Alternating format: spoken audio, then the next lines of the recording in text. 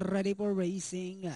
Racing just is started. We have spark, break quickly at the start, moving a party outside, winking eye. In the middle portion comes Royal Pleasures, Batcom. Miss Pangaw comes next, Real Excellent. Manila Magic moving up Supra, while Lifeline is the early trailer and going along for the first turn.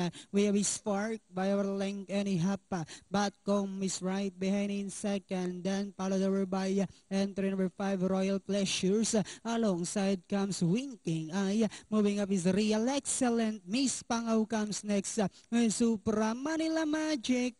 While entry number 3 Lifeline is still racing in last. Back to the leader. We have Spark by our length. Moving up now on the outside now is entry number 1. And this one is Real Excellent. Down on the inside is Batcom. Miss Pangaw. Then next online is Winking Eye.